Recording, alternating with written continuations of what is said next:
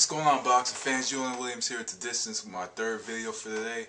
This one is for the upcoming highly anticipated Nonito Donaire versus Fernando Montiel bantamweight matchup. Long-awaited matchup, highly anticipated, takes place this Saturday on HBO, the main event. This is a matchup I have wanted to analyze for the longest time, but I don't have that much time to analyze, so I'm going to pretty much put everything into bits and pieces and break everything down from that. But overall, this is an interesting matchup. A lot of people are actually so far. There's people out there that's actually counting Montiel out automatically, and at the same time, there's a lot of people out there that are very high on Donaire and feel that he's that pound for pound. I personally believe this. Pound for pound, Nonito Donaire, I believe, is one of the best fighters out there. A lot of the mentions to his game. Very good boxer. Very enjoyable to watch. Same with Montiel. Montiel, another fighter. Couple other dimensions to his game. Very entertaining to watch. So a lot of people are, with these styles involved, this could possibly be, a fight of the year candidate with the styles involved on paper. Now, we don't know how the fight is going to come about because there's been a few fights where we thought we're going to be, these fight of the years or fight of the year, and they end up not becoming fight of the year.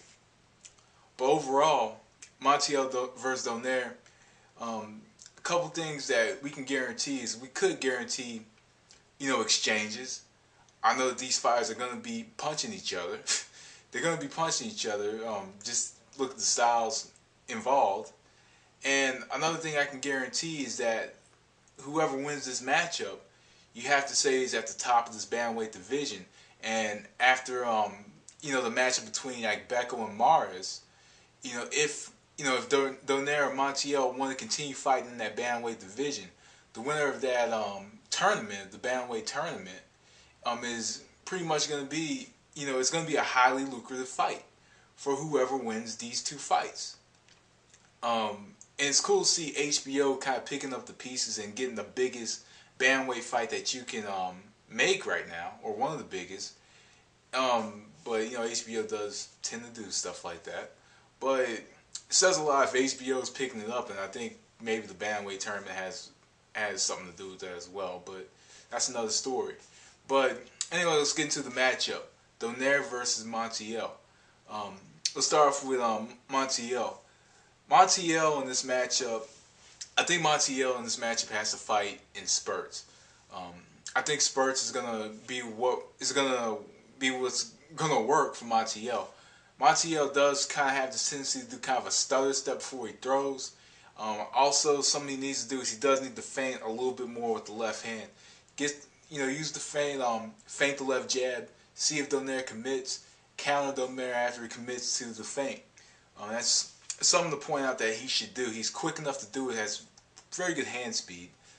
To me, I think he has very good hand speed, above average. I think also something that he needs to do is he does need to cut off the angles. He's quick enough, and he has he moves swiftly enough to get by, and I think he can move well enough to cut off angles from Donaire. Cut off angles, go to the body, go up top, throw about 3-4 punches and just come back. I think that's going to be because Donaire does have a tendency to wait. When Donaire's he's kind of looking for an opening, and he just he kind of stands on the outside and he waits a little bit.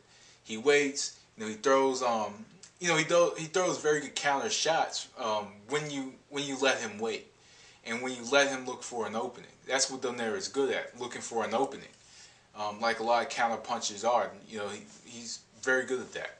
So if he fights in spurts, if he fights in spurts, then it lessens the chances of Donaire finding an opening, or just finding that one big opening, that one big shot like he did against Darchinian, or multiple shots like he did against Marquez, Hernan Marquez, and just dissect them. Montiel just needs to throw shots in spurts, moves to the outside and just throw in spurts so he doesn't find that opening. And also something else that he can do is he can jab a lot, but look for the overhand right across the top.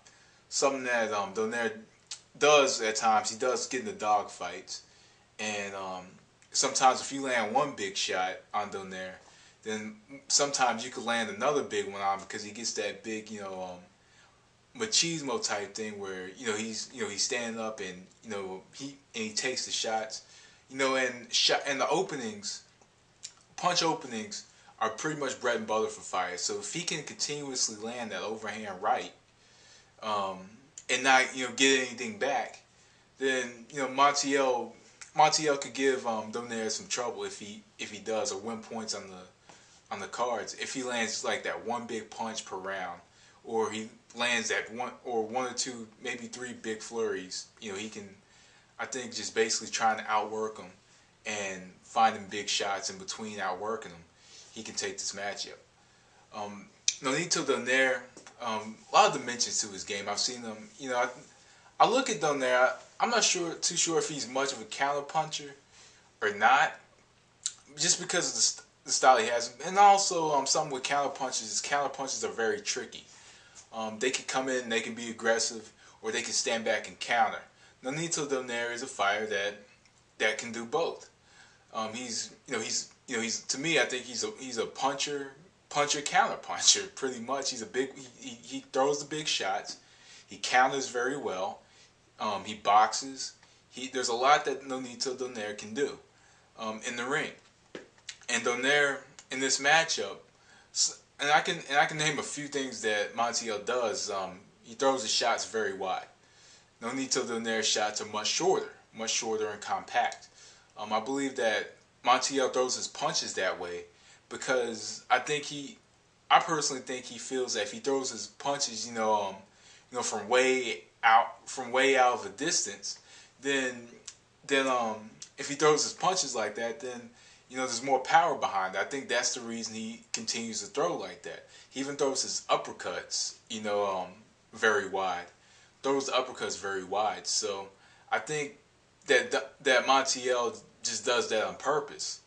But I just think that pretty much being in between Montiel's shots, trying to keep Montiel at the end of his punches. Also, something else. I think he will be looking for openings. There's going to be a lot of openings against Montiel. Montiel does have bad defense against the left hand. Has a left hand vulnerability. A lot of left hooks. Occasional left hooks, maybe left crosses. I think maybe the best punch against Montiel is the left cross. The left cross is going to be a good shot against Montiel with how wide he throws his punches, because he throws his punches extremely wide and sometimes leads in with the head, and also his movement is very calculated. He does certain steps with certain punches. Like if he throws his jab, he does a stutter step and then he jabs. He throws a left hook, he does kind of a double stutter step and then throws the hook. Or sometimes if he doesn't know what he's gonna do, he kind of triples up that stutter step, or he just stutter steps around. That's something that you can just kind of tell by looking at him. He does kind of telegraph the shots with his feet. That's something I can see with Montiel, but I think just staying in between those punches, inside maybe, Donaire can take this matchup. So, who I think is going to win this matchup? I'm going to go with Nonito Donaire. I like Donaire in this matchup by 11th round knockout, 11th round stoppage. Could be a shootout, but at the same time, since there's so many dimensions to Donaire's game, he might catch one of those Montiel shots. And even though Donaire has a crazy chin, he might catch one of those Montiel shots and is like, fuck this, I'm going to box tonight. You'll never know, because Montiel does have tremendous power in those punches, and he tries to find a way for those punches to land. But I think that there's so many dimensions to Donaire's game. He should win this matchup, unless Montiel tries to shut everything down. But I don't know if Montiel has that extra ability that can go that extra mile to stop every game plan that Donaire could possibly have. He has a lot of plans. I'm pretty sure he does. So I'm going to go with Donaire in this matchup, 11th round stoppage. So anyway, guys, that was the distance. Thanks for watching. Peace.